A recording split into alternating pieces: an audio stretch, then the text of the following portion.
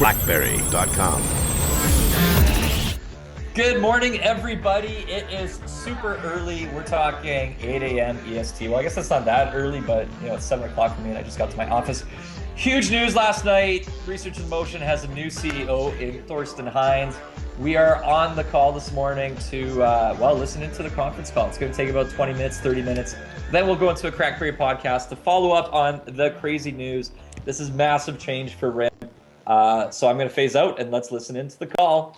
By now, all of you should have seen today's news that the board has unanimously named Thorsten Heins as President and Chief Executive Officer, and he has also been appointed to RIM's board. We also announced that Mike Lazaridis, former co-chair and co-CEO, has been appointed as Vice Chair of the board and Chair of the board's new Innovation Committee. Jim Balsillie, former co-chair and co-CEO, is also remaining a director of the board. The board also announced that Barbara Stymiest has been named as independent board chair, and Prem Watsa has been named as independent director of the board. On our call this morning is Thorsten Heins, President and CEO, Barbara Stymiest, board chair, and Adele Ebbs, Senior Vice President, Investor Relations. This call will last approximately 30 minutes. To ensure we get as many questions as possible, we will take one question per individual. I would also like to remind everyone that this is not a financial update call, so we will not be taking any questions related to our guidance or financial results. Some of the statements we will be making today constitute forward-looking statements within the meaning of the United States Private Securities Litigation Reform Act of 1995 and applicable Canadian securities laws. These include statements about RIM's plans, strategies, and expectations going forward, RIM's prospects and potential, the role of RIM's Vice Chair and its new Innovation Committee, RIM's intention to recruit a new Chief Marketing Officer, the anticipated benefits of the company's efforts, and other statements that are not of a historical nature. We will indicate forward-looking statements by using words such as expect, plan, anticipate, estimate, may, will, should, forecast, intend, believe, continue, prospects, potential, opportunity, vision, and similar expressions. All forward-looking statements reflect our current views with respect to future events and are subject to risks and uncertainties and assumptions we have made. Many factors could cause our actual results, performance, or achievements to be materially different from those expressed or implied by our forward-looking statements, including the risk factors set forth in the Risk Factors and Cautionary Note regarding forward-looking statements section of RIM's filings with the SEC and Canadian securities regulators. We base our forward-looking statements on information currently available to us, and we do not assume any obligation to update them except as required by law. I will now turn the call over to Barbara for some opening remarks. Thank you, Paul, and good morning.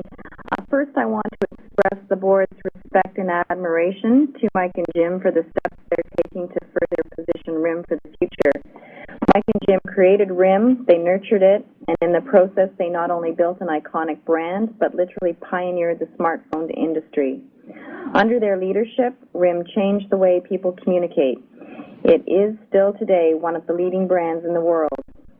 When Mike and Jim came to the board with the idea that it was time to implement the succession plan that they had previously submitted and appoint Thorsten as CEO, the board agreed to consider the proposal.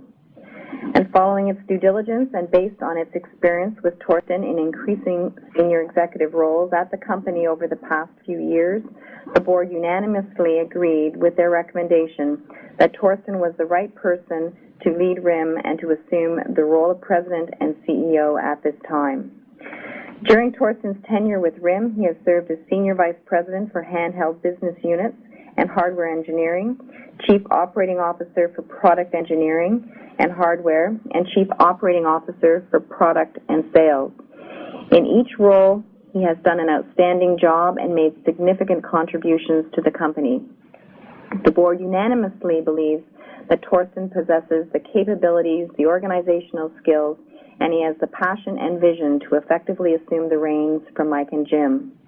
We are delighted that Mike and Jim will continue to serve RIM in their roles as board members, and that Mike will serve as vice chair and chair of the new Innovation Committee, and we plan to continue to draw upon their strategic counsel and extensive experience and relationships. We're also very pleased to welcome Prem Watsa as a new independent director. Prem is one of Canada's most respected business executives, and we expect to benefit enormously from his counsel and business acumen. The board is very excited about RIM's prospects for the future, and we are confident the company will continue to flourish in the mobile communications industry under Thorsten's leadership. Thorsten, over to you. Yeah, thanks, Barbara. First, let me express my gratitude to Mike, Jim, and the board for their confidence and trust. And I pledge to do everything possible to exceed the expectations of all of the company's shareholders. This is an amazing company with a passionate and loyal global customer base. And I believe that RIM truly has tremendous potential, and we are absolutely committed to deliver on this opportunity. When I came to RIM 4 years ago, it was because we are not just a device company. We are an integrated solution company. We're not just a service company. We run a network. We run services, and we run devices. And we can create formidable integrated solutions. This is a very unique position in the wireless landscape. RIM has earned its reputation by focusing relentlessly on the customer and delivering unique mobile communication solutions. We intend to build on this heritage to expand BlackBerry's leadership position. We have an exceptional foundation to build upon. We have a strong and loyal customer base, now with over 75 million people using our BlackBerry services every day. And we have 55 million customers embracing our unique BlackBerry social experience of BlackBerry Messenger. And we have a strong balance sheet, a sound financial foundation with approximately $1.5 billion in cash at the end of last quarter. RIM has undergone and is still completing a major transformation, having gone quickly over the last 10 years from annual revenues of $294 million to just under $20 billion. Like all companies that scale and that grow globally, you hit a few bumps in the road here and there. But it is key that we learn from those mistakes. So without question, we are stronger today because of what we have been going through, and I'm so proud of our teams for the progressions we have made. Mike and Jim are visionaries who not only created an iconic company, but also pioneered the development of the smartphone industry. And 18 months ago, Mike and Jim took a bold step when we had to make a major decision around our future platform and where to go. And they purchased QNX to shepherd the transformation of the BlackBerry platform for the next decade. Right now, with Playbook 2.0 coming out in February, we see, and we are more confident than ever, that this was the right path to go. BlackBerry 7 has been well received. We had the biggest launch ever in RIM's history, bringing 7 products globally to the market, and our teams executed tremendously well on this, and they deserve all of my gratitude. We are very excited about Playbook 2.0 and BlackBerry 10. The reception of Playbook 2.0 and BlackBerry 7.1 at this year's Consumer Electronics shows was very encouraging for us and underscored the importance of our decision to go for a new platform. My focus going forward is for RIM to continue to develop and market customer-focused products and services that will carry the company well into the next decade. We will accomplish this by drawing upon our talented hardware and software development teams, implementing processes and controls to ensure effective execution of our strategies, and building on our unique competitive advantages. And we will also bring in new talent as required. We are in the process of recruiting a new Chief Marketing Officer to work closely with our product and sales team to deliver the most compelling products and services. My approach is to empower employees to take appropriate risks, make decisions, and to be accountable for their actions. I will make sure they have the tools and resources they need to be successful. When they succeed as individuals, we succeed as a company. Going forward, we will continue to focus both on short-term and long-term growth, strategic planning, a custom and market-based product approach, and flawless execution. We have terrific products, outstanding people, and a very exciting future, and I'm both honored and thrilled to have been chosen for this job. That concludes our formal remarks, and I'd now like to ask the operator to open the call, and Barbara and I would be happy to answer any questions you may have. Ladies and gentlemen, we will now conduct the question and answer session. If you have a question, please press the star followed by the 1 on your touch-tone phone. You will hear a tone acknowledging your request.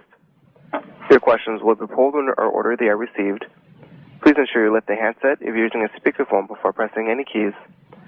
Once again, ladies and gentlemen, if you have a question at this time, please press the star followed by the 1. Your first question today comes from A.S. Cavall with Barclays Capital. Please go ahead. Yes, hi, thank you very much. This is Jeff. Thorsten, I'm wondering, could you help us a bit go into detail on which processes you think might be best for you to take a look at in your first 100 days or so? What are some of the changes that you think are important for RIM to be making in order to position yourself well for the next decade, as you suggest? Yeah, happy to answer that question. I already in the opening remarks hinted towards our market communications. For sure, we have a very, very strong technology heritage. We have a strong customer base in enterprise, and we're growing really strong globally in Asia Pac, Middle East, Africa, Europe. The U.S. is a bit different. The U.S. we were very, very successful coming from the core enterprise business, and in the public opinion, this is still where we're skewed to. So one process we really will put a lot of energy and effort in is really our market communication. We need to be more marketing driven. We need to be more consumer oriented because this is where a lot of our growth is coming from.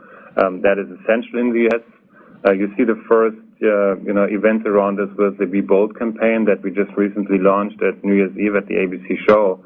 And we need to engage more with the consumer base, with all these 75 million and more customers out there that love BlackBerry, and we need to take them with us on the journey of exploring BlackBerry even for the future. So that is one, the entire marketing communication and go-to-market plan. The other element that I want to look in is more in the execution area. We've done a lot since I assumed responsibility, I think it was 10 months ago, for product and sales, which in RIM's definition is hardware, software, services, and the sales forces. And we have to scale these processes further. Resource planning, rigid project management, rigid program management. Also the process of defining a product and then executing on a product. You got to understand that RIM has gone through a tremendous growth phase and scaled really tremendously fast and successful, I would say.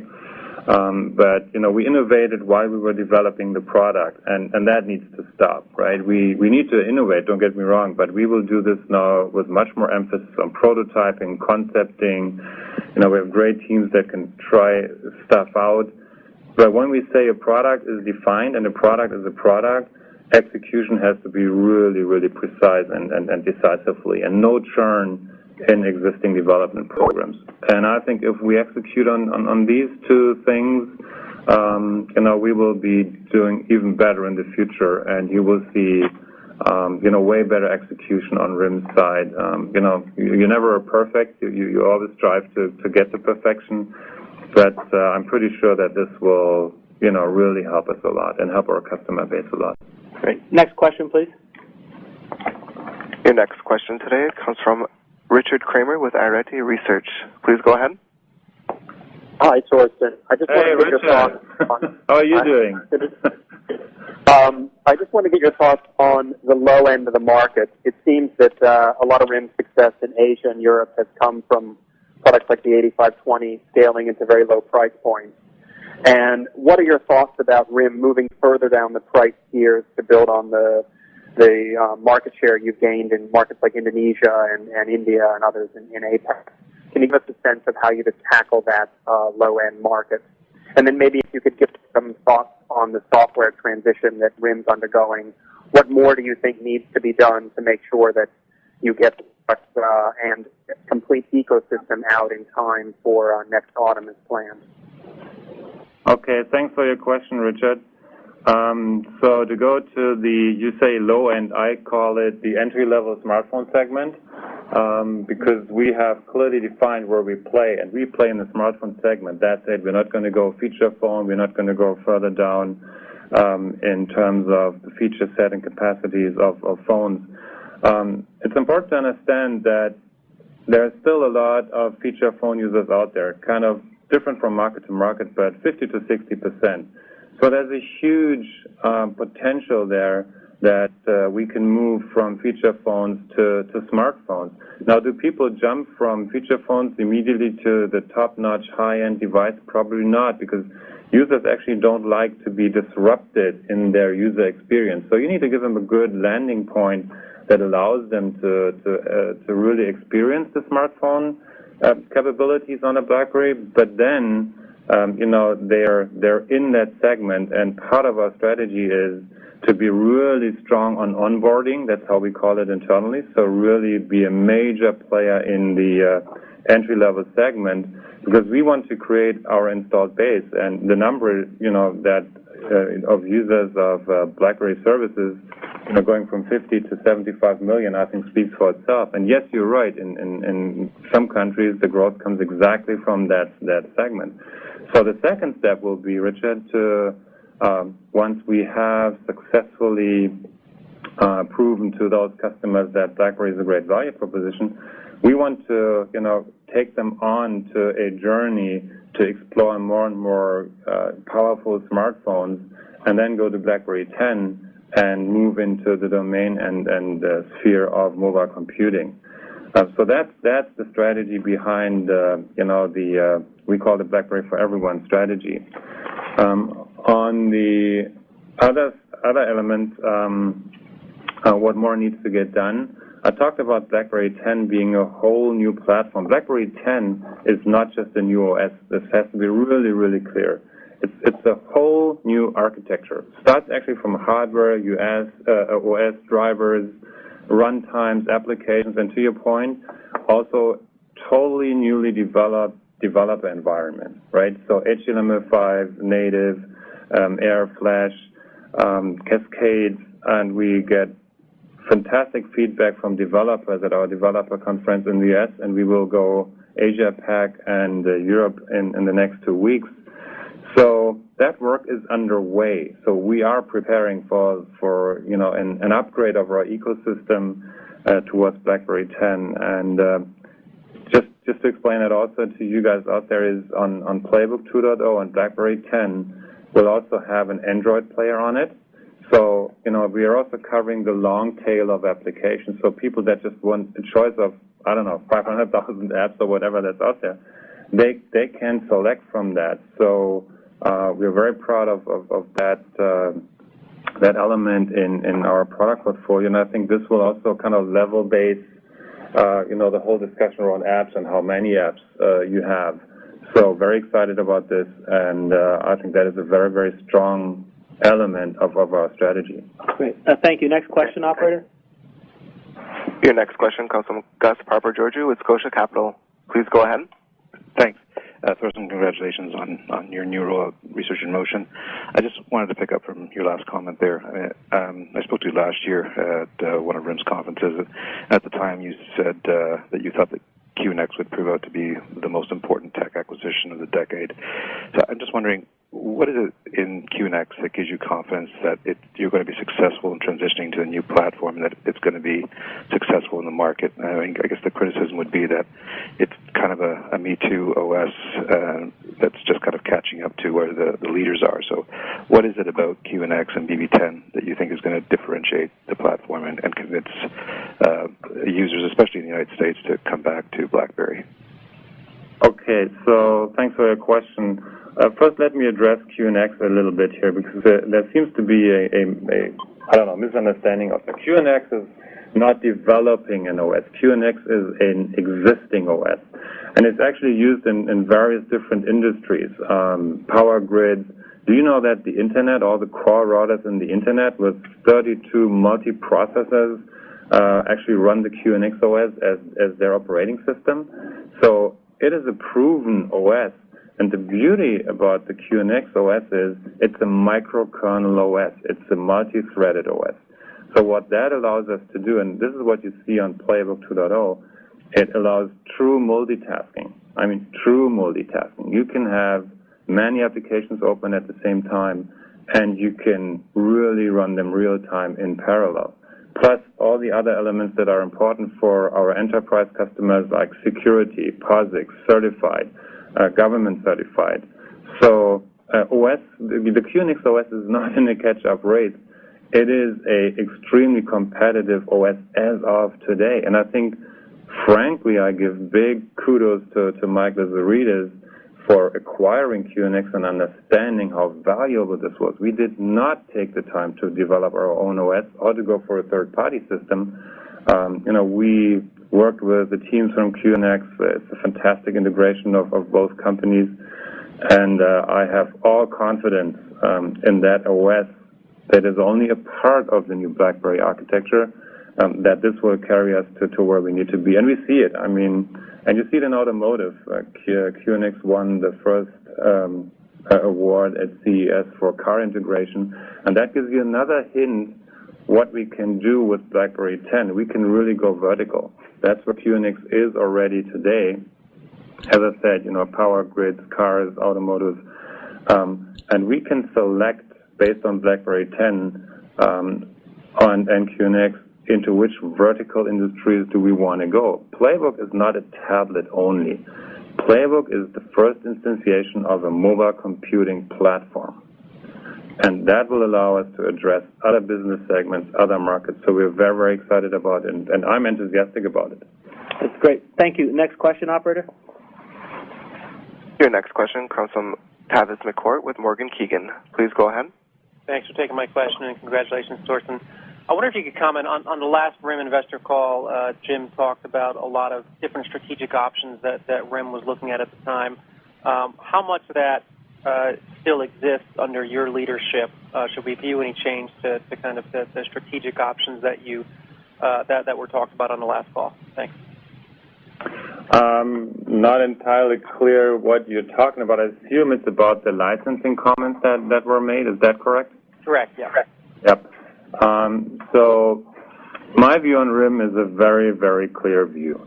And guys, I've been in device-only businesses before, and I know what it means to be in that segment. And frankly, if your value proposition is the device alone, it is a cutthroat price and cost business. So my view on RIM is very, very clear. We are strong because we have an integrated solution. We are vertical. We have a network. We have our services. We have our enterprise servers out there with more than 250,000 enterprises connected to it. And we have fantastic devices and a fantastic ecosystem that we're building. I want to build on that. I will not in any way split this up or separate this into different businesses. Now, on the licensing piece, I mean, if I'm absolutely confident that BlackBerry 10 will prove itself as a platform. If there is requests coming towards Research in Motion to talk about licensing that platform to other companies, I will entertain those discussions. I will listen. I will assess, the business opportunity for RIM, and if it makes sense strategically and tactically to go down that path, and then I will make the decision together with the board. But it's not my focus one. My focus one is strengthen RIM's business based on that integrated approach, because there's not many companies out there that have this. And, one is the other fruit company that has it, and, one is us. And I want to leverage this. This is a very, very strong asset to have. And, former colleague of mine once said, Thorsten, you're successful in business when you are in the nerve system of your customers. And you can translate this into you're successful when you have the biggest value contribution to your customer's business. And this is where BlackBerry is, and this is where I want to stay, and this is what I want to build upon. Thank you. Next question. Your next question comes from Todd Coupland with CIBC. Please go ahead. Yeah, good morning. What's your time frame for adding the marketing person, and what would you like to see their attributes to be? Thank you. So I want this ASAP, that's for sure, because I think that is a element that we need to strengthen and that we need to build. Core element of that function is going to be all of the communication to our markets, to RIM's customer base. But it's also to listen. It's not just to communicate one way. This is bidirectional, right? So I want us to have a bit more of an ear towards the consumer market, understand trends, and not just do what the street is telling you. This is not what I'm talking about. But I feel we need to be closer to specifically our consumer user space. We're well positioned with the enterprises and the CIOs. We have great communication channels with them. However, specifically in the U.S., I think we need to do a better job there, and I expect that person to, take it a few notches up, and that's what we will be doing. Great. Thanks, Todd. Next question, please. Your next question comes from Jim Suva with Citi. Please go ahead. Thank you, and congratulations, Thorsten, to you in your new role. The question I have is, you've been at RIM since December of 2007, so that's been just over 3 years, and you were part of the decision-making in the past few years. So now that you're at the top as CEO, what couldn't you do previously that now you can do as CEO? Kind of what was holding you back, or looking back, what now do you have the ability to do that you couldn't before? You said correctly that I was starting in December 2007, and I joined a company at that point in time that was growing, but it was still acting as a startup, which is important because you want to keep that innovation spirit and drive and energy.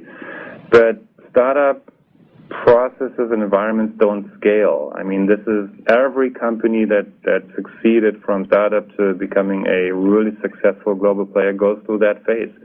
I've seen this myself in other businesses as well. So I had the opportunity to learn about RIM for 4 years. I needed to understand how the culture works because this is a very, very important asset. So I don't think that there is some drastic change needed. We are evolving. We're evolving our strategy. We are evolving our tactics, our processes. I don't feel that I was held back in any way to do what I needed to do. But when I talked about, I'm a German, so I like this word, the process discipline.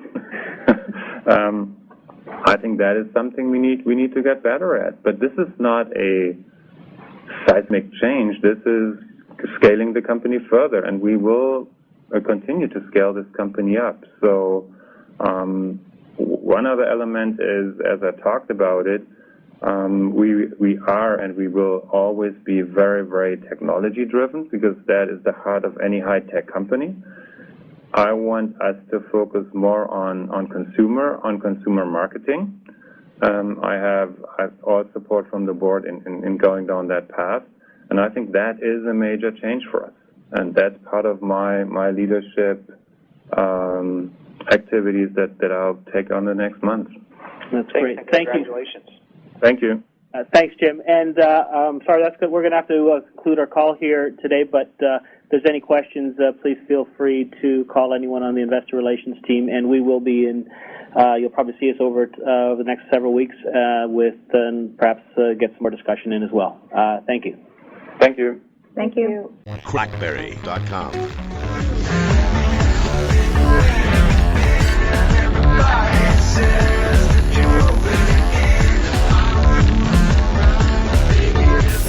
Good morning, everybody. CrackBerry Kevin here. It is early in the morning. It's Monday, January 23rd, 2012. We just finished listening to the RIM conference call, a historic one, first one where Research in Motion has a new CEO in Thorsten Heins. We were up really late last night. The news broke at, 9:30 p.m. EST.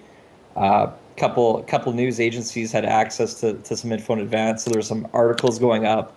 The press release hit, and Thorsten Heins is stepping in, replacing Jim Balsillie and Mike Lazaridis, who have been around forever at RIM, and Mike, obviously founder, and Jim there since the early days, credited with growing the business as the CEOs.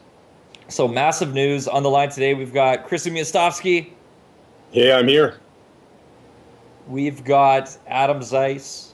Hello. We've got Simon Sage, new to the Mobile Nations team, joining us for his first CrackBerry video podcast. Hi, everybody.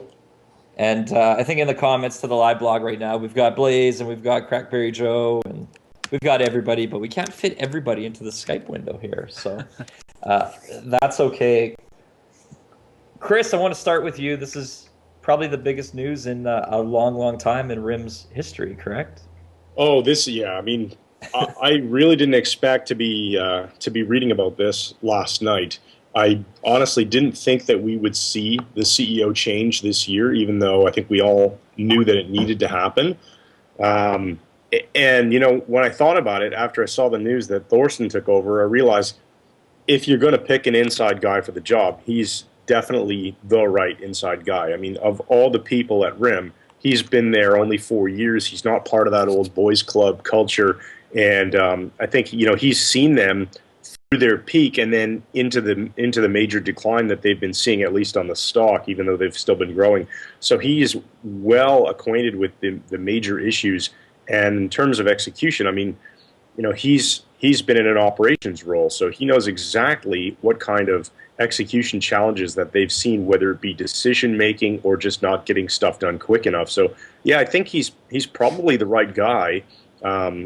And I imagine he'll be there at least a couple of years, depending on how things go at RIM. And I would imagine if things don't get better, maybe in a couple of years they'll look to put an outside CEO in place or something like that. But let's not even go there, because I think this guy's gonna do what needs to be done, and we're gonna be looking at a different research in motion. Yeah, I think you nailed it, right? Like change kind of sucks, right? And you got to give Mike and Jim a ton of credit, obviously. But change is good also, and I think change is something, everybody, not just outside the company, not just CrackBerry addicts. I think even a lot of the employees and talent within RIM we're looking for some sort of a signal and some sort of change like this to happen. So I think nothing but excitement right now, right? I think, going negative Nancy anytime soon is a bad idea. You got to give a big change like this some time to pan out.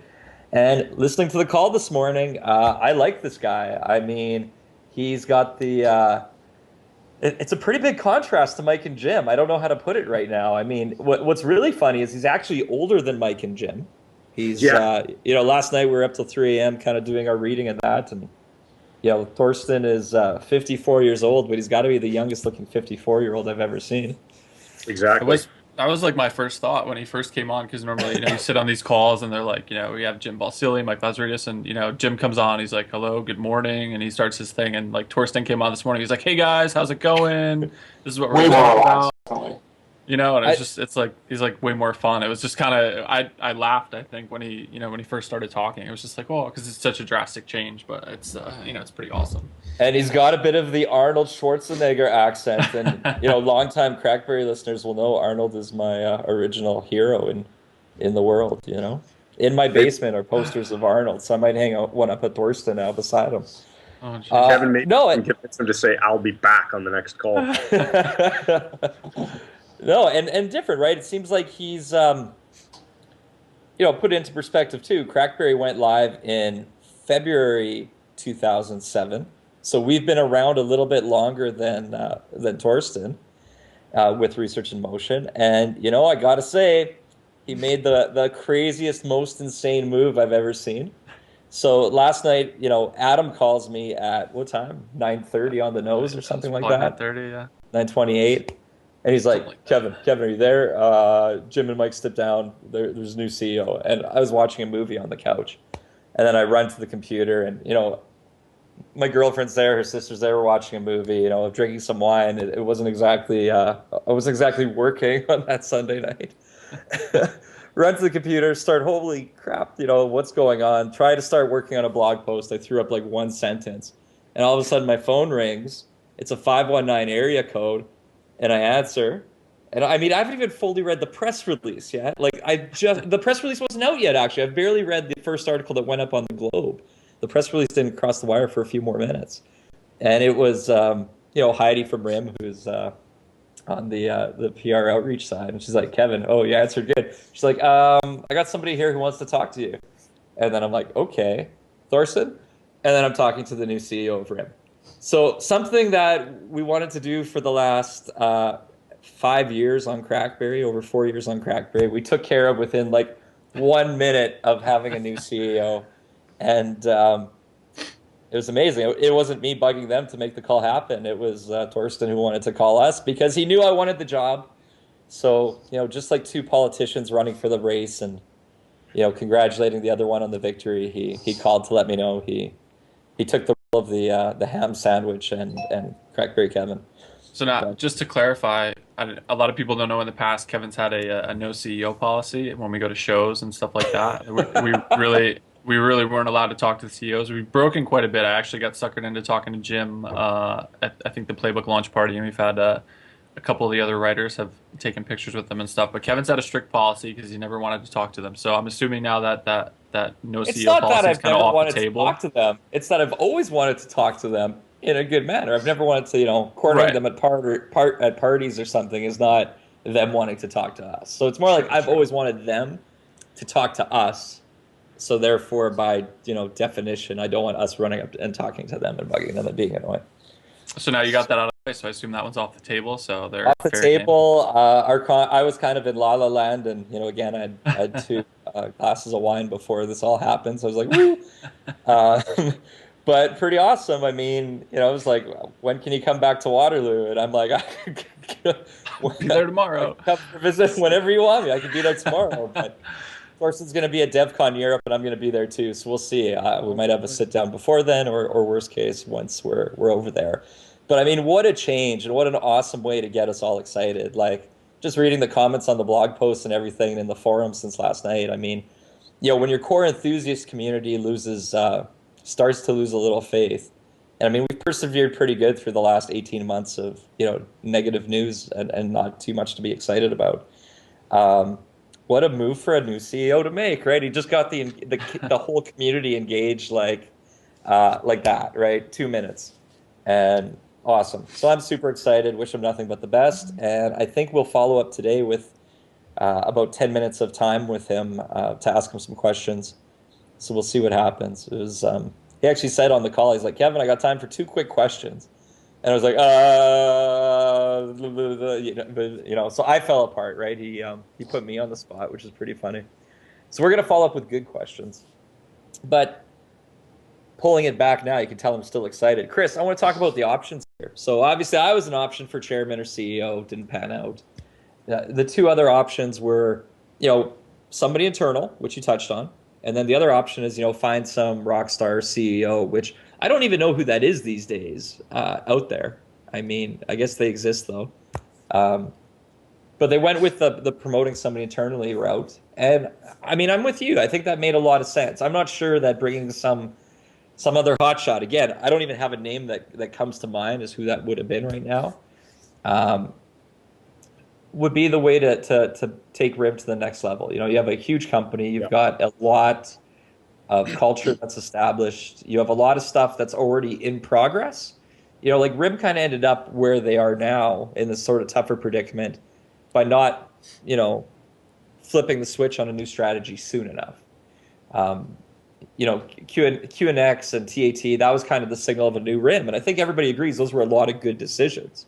So I don't think, having somebody come in to redo those decisions is what RIM needed. It was somebody who's been on the inside, who's new, like you said, who's now aware of what's going on to start to continue the evolution and push RIM ahead. And on the conference call today, Thorsten said 2 main things he wants to focus on, which, in these first 100 days and beyond. One was better marketing, better catering to consumers. And the other thing was process discipline and execution. And those sound like the right things to focus on. Chris, go ahead. I agree with you, Kevin. I think, the company was broken in some ways, right? Like they played denial for a little bit too long. They moved too slowly to realize what consumers really wanted on user interface and quality of web browser. And I think, now that's all obvious, but Mike and Jim probably played the denial card a little bit too long.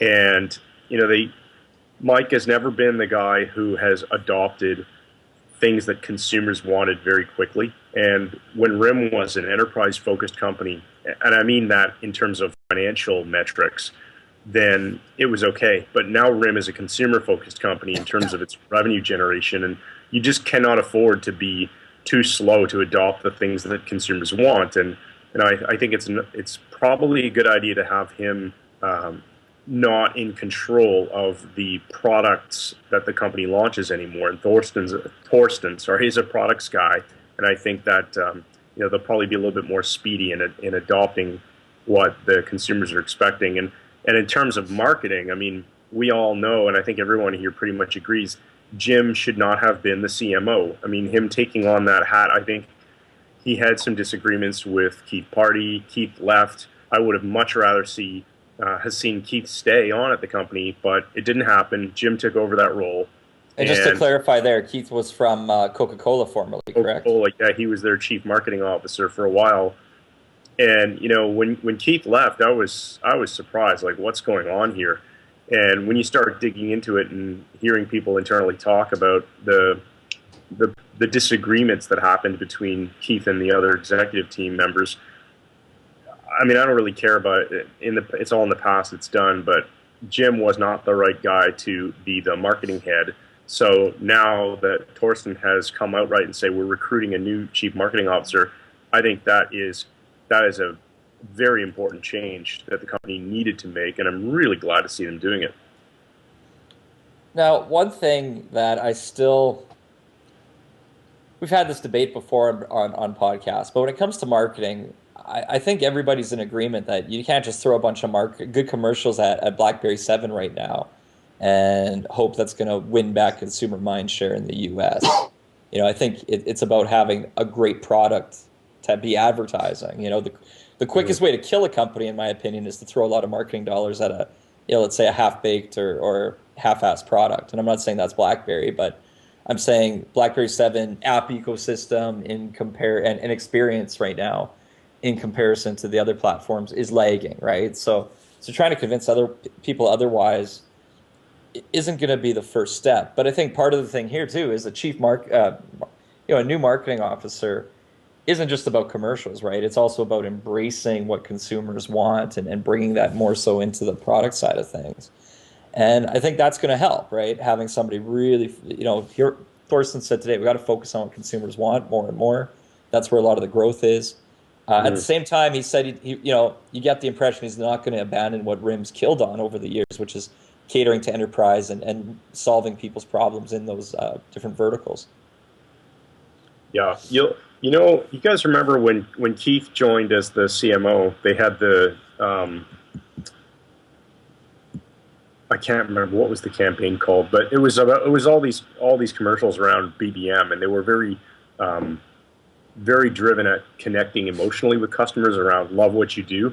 That was it. It was love what you do, and it was they'd show the couple having dinner together in a cafe, and then one of them leaves and gets a BBM instantly from the other, and big smiles, all that kind of stuff. That's the right way to advertise the products. And for right now, they have the strength of BBM. And until they get BlackBerry 10 out and solve their app ecosystem problem, they really need to focus on building an emotional connection with the customer base on what they have. And I think in the past, prior to Keith, and even after Keith, a lot of their advertising is feature-driven. And that's the wrong way to market, in my opinion. And I think it'll be interesting to see what they do from this point onwards, because you can't just continue to run advertising on the playbook saying, hey, it's flash loving. Like, nobody knows what that means. That's a feature. Right. That's not a benefit.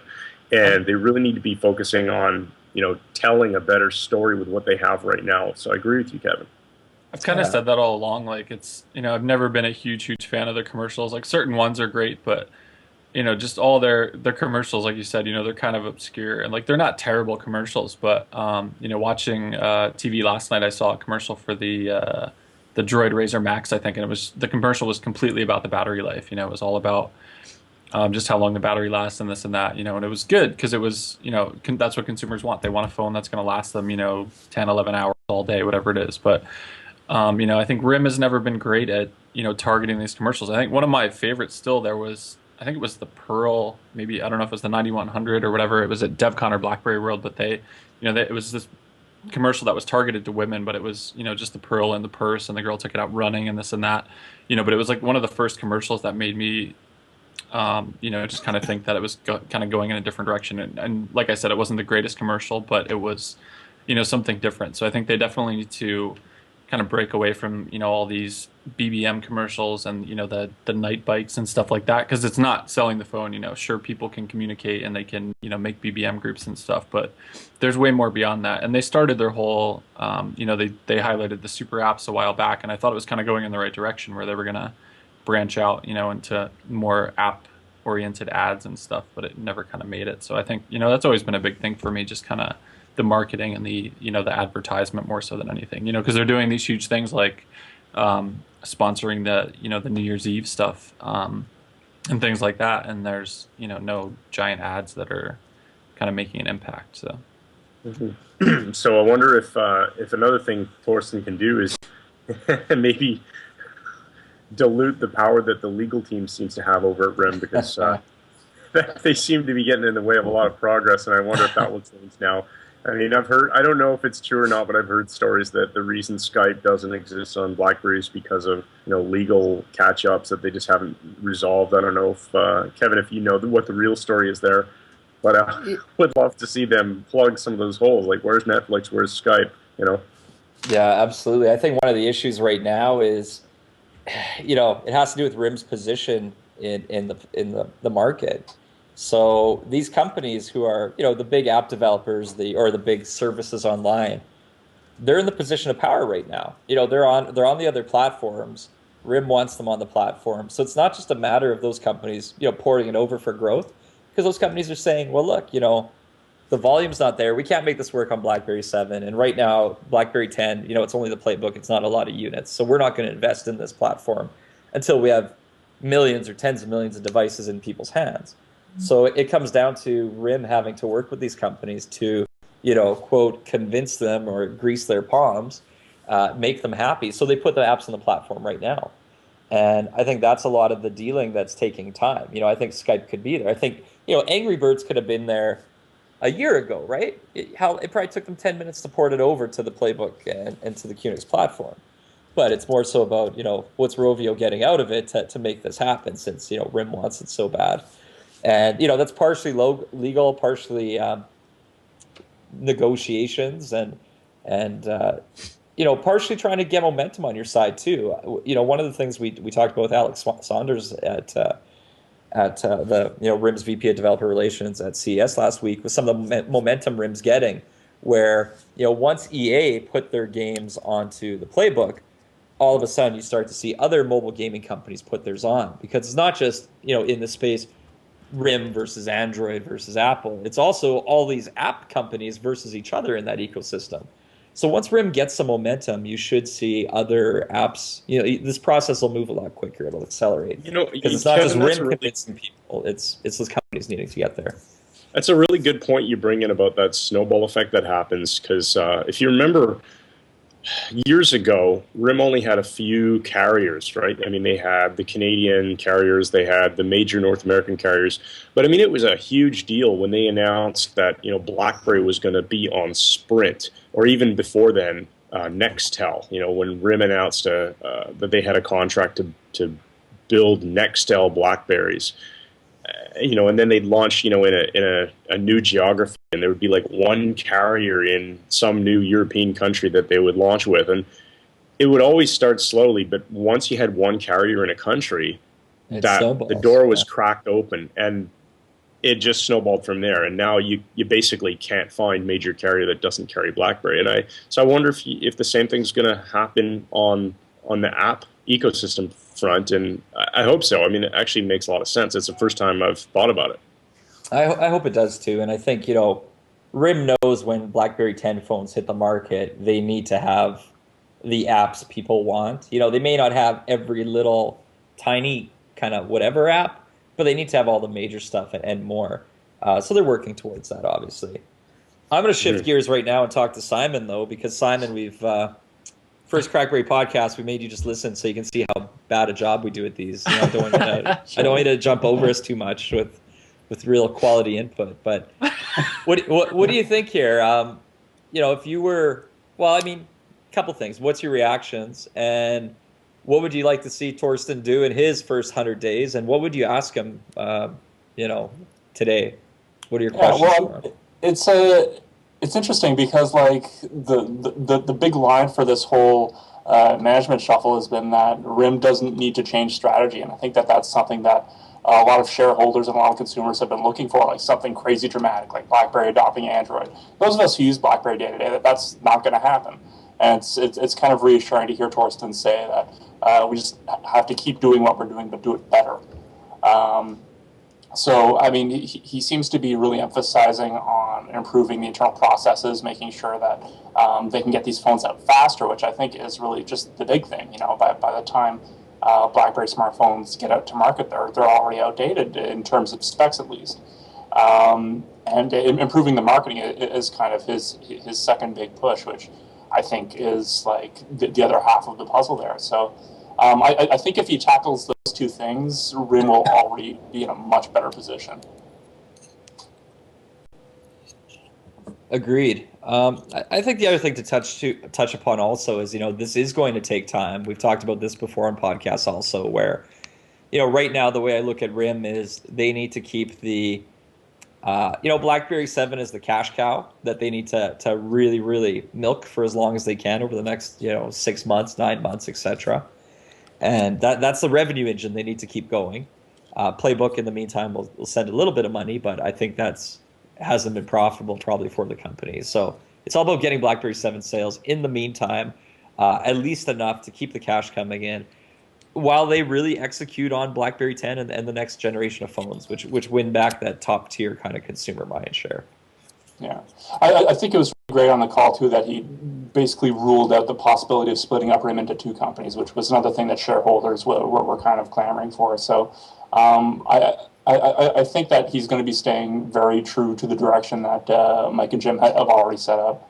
So here's a question though: is, you know, splitting up the handset software, all that kind of stuff, that's big change. But do you think we would see some more embracing of other companies? I mean, roll back probably to like 2006, 2007, and we saw BlackBerry Connect in development where they were putting the BlackBerry experience on top of Windows Mobile.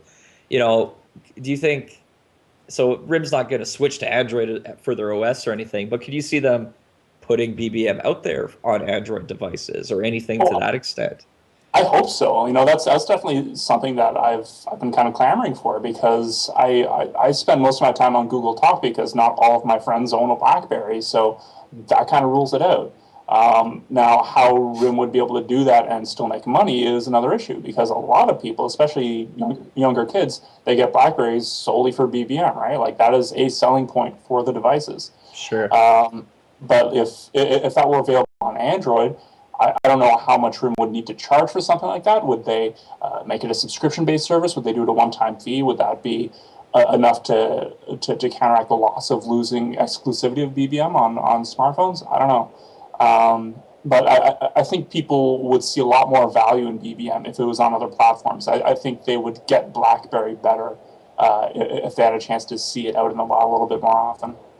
Yeah, that's my thing, right? It's really easy to jump on a bandwagon, and RIM's had this kind of, you know, negative bandwagon for the last while. But I guarantee if, you know, they put BBM onto Android and you know, let's say Apple took it into the App Store, which they probably wouldn't, probably everybody would use it very quickly. I mean, it's a superior service, right?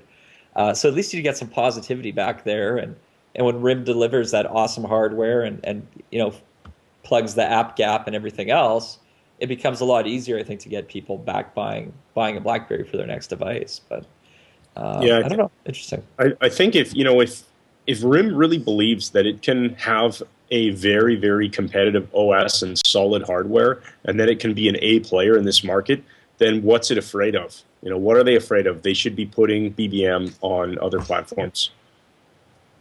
Technically, you know, are there challenges to making it happen? Yeah, probably. It probably requires some work, but you know, and I wasn't very adoptive of this opinion a little while ago, but after talking to a few people who I think are a lot smarter than I am about this, people are saying no, they really need to open it up to more than one platform. They need to put it on Android, put it on iOS if Apple will accept it. It'll be very interesting to see if Apple accepts it or not. But yeah, I mean, if RIM really believes they've got the chops to compete in this market, hardware and software wise, then why not give themselves an opportunity to let people see what they can do?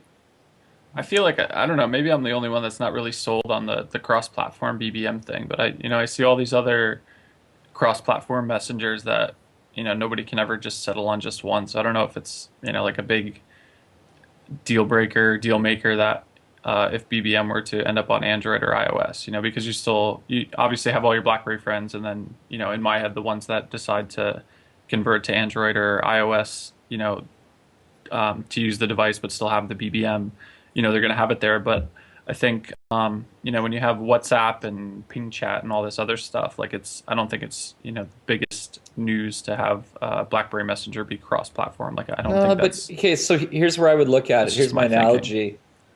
Here would be my devil's advocate point on that, because I don't disagree, Adam, but my way of thinking on it is political race, right? So if you have an incumbent who's been there for a long time and has led before, and you have a whole bunch, it's time for a new election, and you have a whole bunch of people competing against the incumbent. Usually the incumbent wins, right? Because everybody else is just splitting the votes. And that's a little bit like this, except the incumbent isn't running again, right? So you have a lot of little players trying to vie for that kind of position. And you have Apple with iMessage, who's good, but their integration is, it's basically just replacing SMS with a little signal, and it doesn't even work that great for my time using iMessage. So I mean, if RIM just entered the race as the incumbent, I think they could pretty quickly kill all the little guys out, and the service would be much better too. I think they just have a much better infrastructure and a lot more features in it. So. I don't know. It'd be interesting, but that'd be my hope for them doing it. But I guess that's a question we'll throw at Thorsten maybe later today. Will we ever? What's your take on BBM on other platforms? Would you embrace them, or is it purely RIM doing it on their own? Is this sort of the Apple thing, or are they going to be a little more willing to work with players in the ecosystem, which we've already seen with the Android app player? I mean, you're already embracing somebody else's platform as part of yours. Yeah, and they've gone very open source on a lot of software, adopting open source tools. So they are a more open company.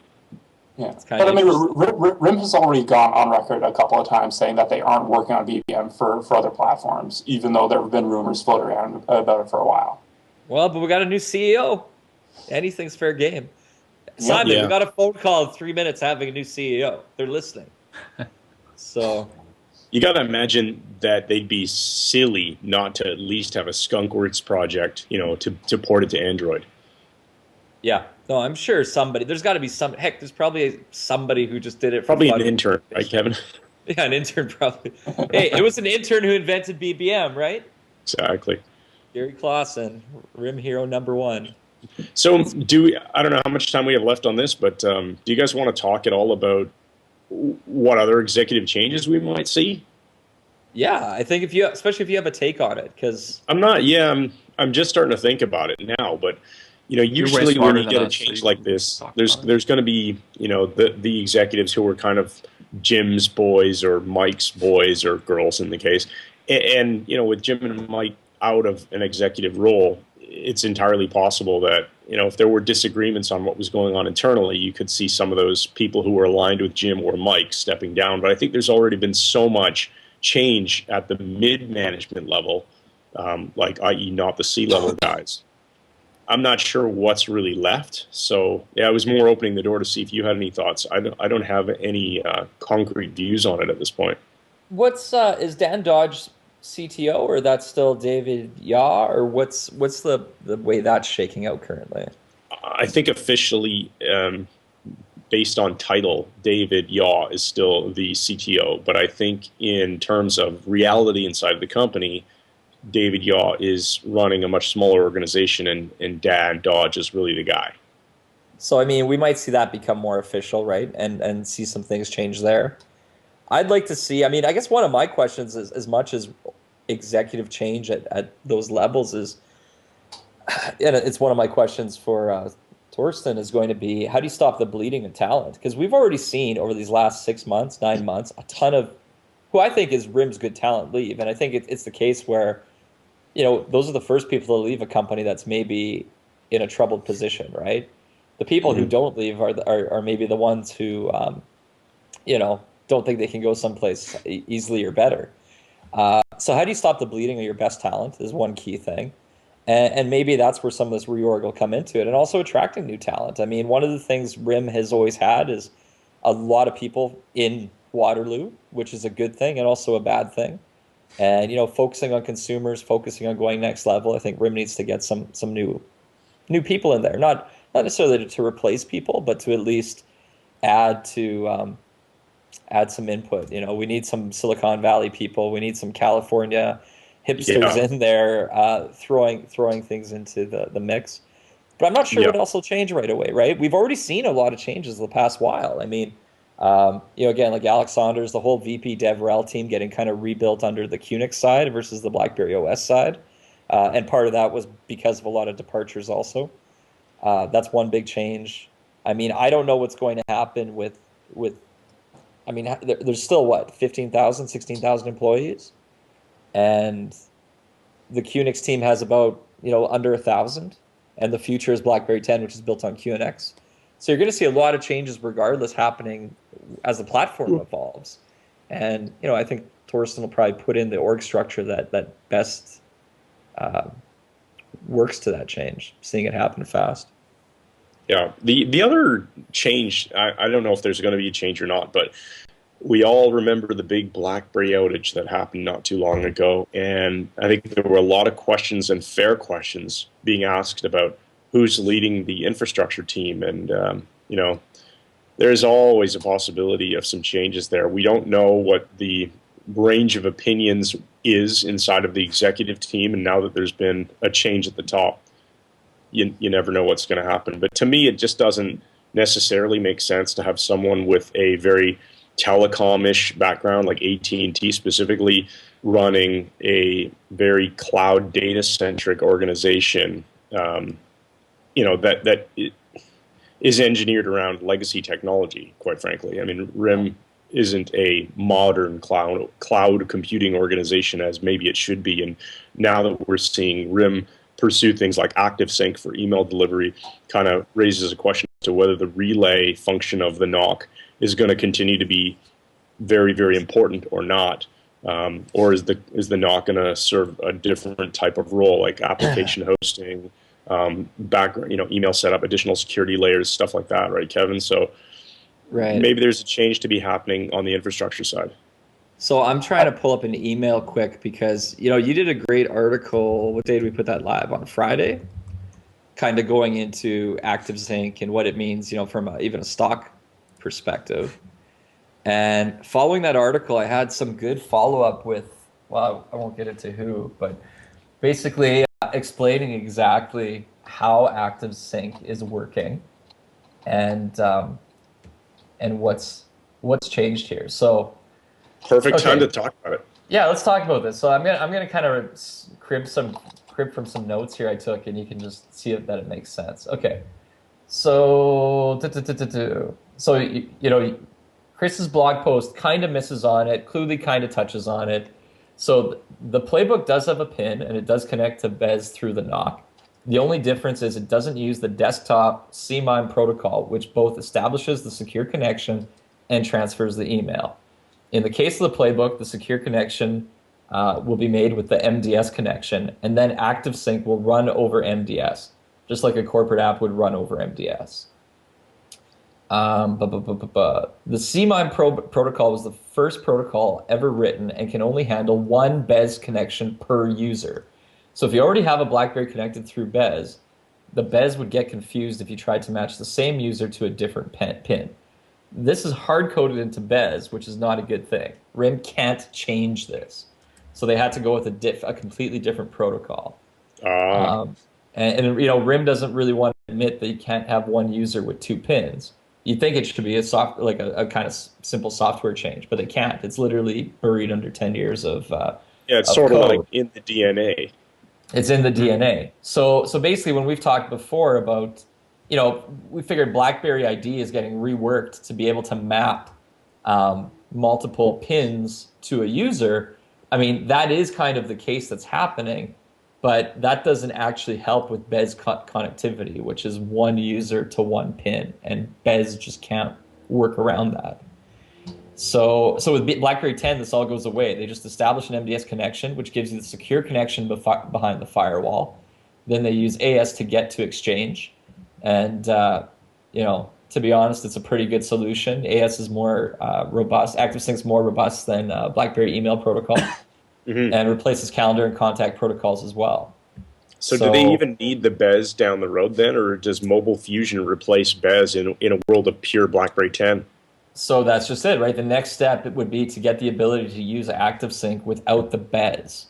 But isn't Playbook 2.0 going to be doing that? Well, it's what we said though. It's that I have to reread that whole thing. It's still using the BES though it's still using the BES with BlackBerry Fusion running on top. Okay. Yeah. So the BES is still involved. But yeah, next step would be the ability to use ActiveSync without BES, which you could do as an entry point, then sell the merits of BES as an upsell, which would be good for small business. But to Chris's point to that article, you definitely would probably lose a lot of the NOC service revenue. If that makes sense. Woo! Yeah.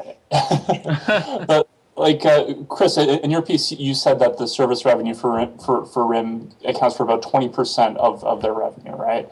Yeah, yeah, exactly. But a lot of the profit. Yeah, well, because it's such huge margins on it, right? Once they have it all set up, it's easy. Yeah, the margins are probably I can't remember now, but in the 80s.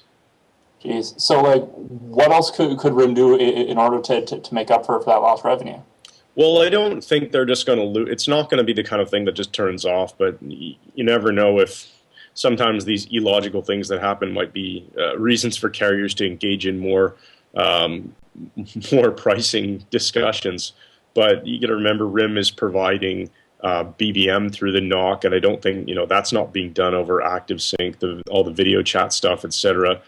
There's also the whole issue of customer support. I mean, the carriers are paying RIM, and in part, it's for the customer support that RIM offers, right? Like when somebody on that post that I wrote, somebody said, "Hey, when a BlackBerry user gets elevated, just when a tech call gets escalated to RIM, the user doesn't pay for that; the carrier does." And I was thinking to myself, "Yeah, of course, that's exactly what I said, right? I mean, the carrier pays for customer support, and that's part of the fee." So it's not like all RIM does is run this NOC relay and they collect a fee for it and no one else does that. There are other things that RIM does. And I think, maybe this is a good time for RIM to be talking about that to Wall Street again, to explain the real benefits, the real technical features that it offers to the BlackBerry service. But that said, despite all that, I do think there's going to be continual downward pressure on the ARPU. On that point, Chris, with communication, I think that's a big one, right? So on the one hand, RIM has a bit of a marketing problem that's been, we've talked about it already on this show, and obviously that's become a priority.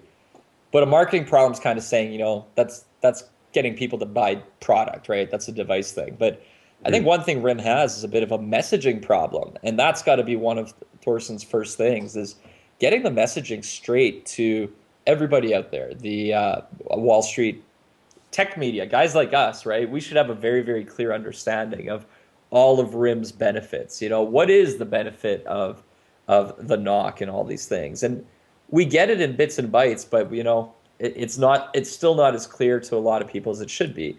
And I think that's an important thing right now, is messaging. So you're leaving nothing to chance in anybody's hands for them to get it wrong, right? RIM just needs to get their message crystal clear out there. Yeah, that's absolutely right. Guys, anything else we want to touch on? I don't want to go too long. We'll do another CrackBerry podcast maybe later this week even, because we still have post CES to do a show on. And I came home from Vegas and I immediately got sick, and you can probably hear me. I still sound kind of sick. So, guys, open floor. Anything we touch on, or do we just wish Thorsten best and get excited for the months and years ahead of RIM? I'm excited. Yeah, the definitely. latter. Any change is good. I'm excited. And you know what I like too is I think I was reading. Well, maybe it was it one? I think it was one of the video that. Actually, that's even a great point too, right? Right away yesterday, RIM's got videos on YouTube with Thorsten talking, right? Like, here's our guy, here's the new guy leading RIM. Old RIM wouldn't have done that. But he said, basically what they're going through is a platform change that's setting RIM up for the next decade. And that's what I like, right? Is let's not think, it's easy to focus on the next 6 months and 3 months. And yes, RIM has some pain to work through and major transitions to work through. But, I'm excited because I think, and I'm hoping 10 years from now, we're still doing these podcasts on a regular basis, right? So super excited. Mm-hmm. Yes. Good on RIM for getting out there and prepping everyone in the media with what they needed. That's a nice improvement from the past.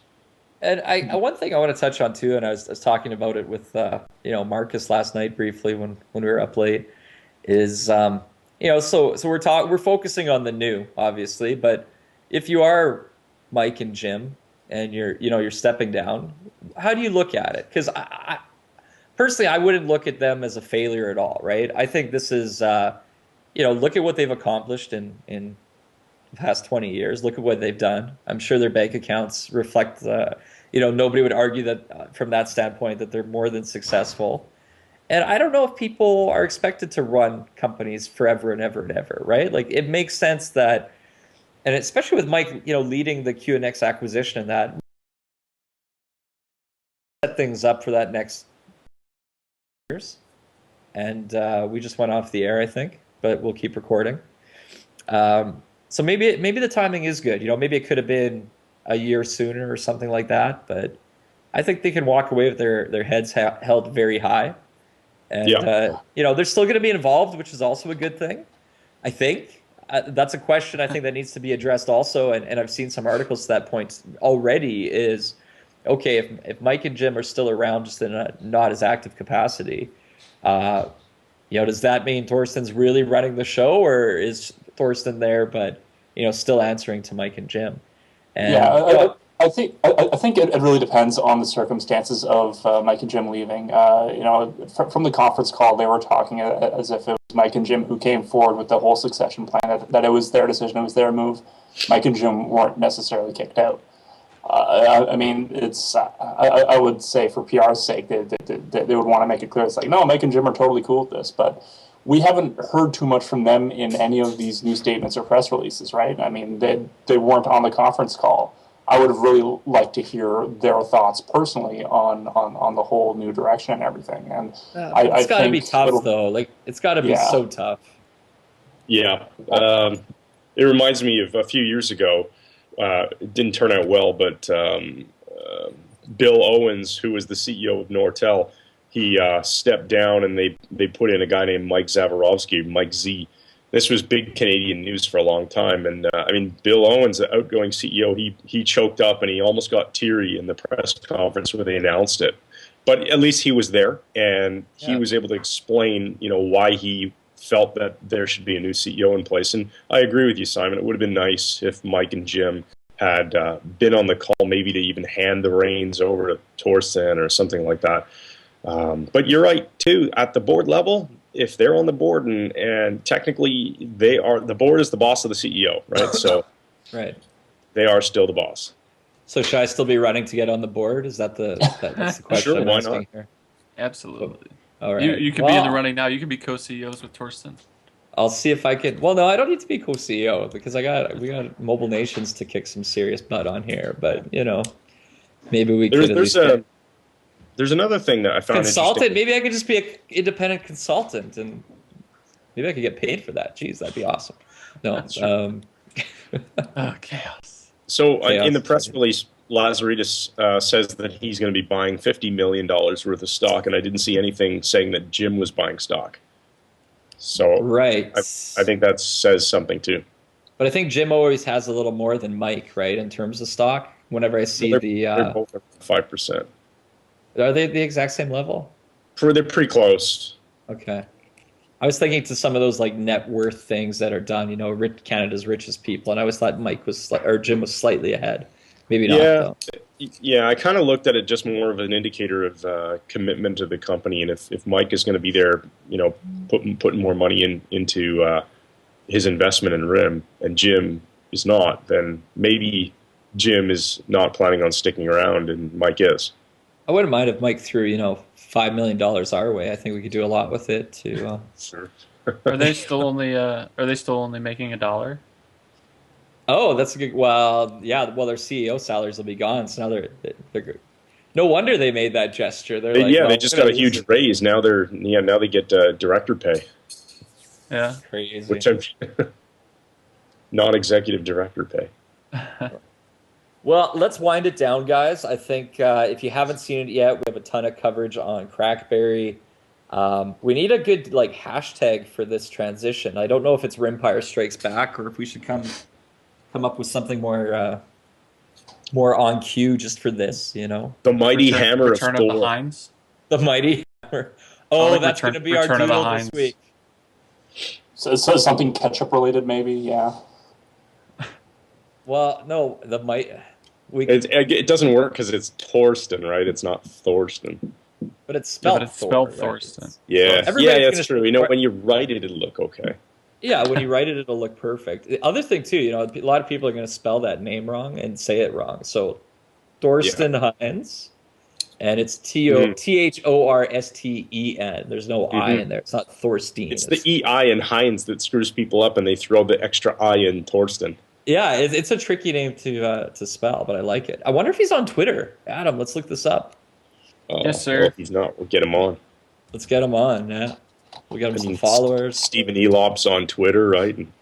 In the meantime, we'll start signing off here. So if you want to follow me, it's at CrackBerry Kevin on the Twitter, and visit crackberry.com. Renee, our executive podcast producer, if you're listening, you can throw in all the other shows right now too if you want.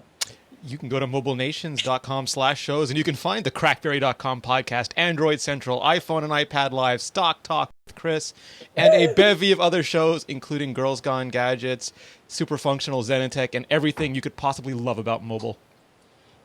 God, I love you, Renee, and I love having you on these shows. That's so bad. We're the worst at exiting all the time. But Kev, give me a high five. You found it? No, I said give me a... No, I just want a high five because we're ending the show. It's always the opposite way I think it'll be. So I'm going to go like this, and we should... Oh, we got it right first try. We're so lame. That's hilarious. Anyway. Adam, we're Simon, going we'll to have to practice. Yeah, I'm going to have to get used to this whole forward thing here. This is, yeah.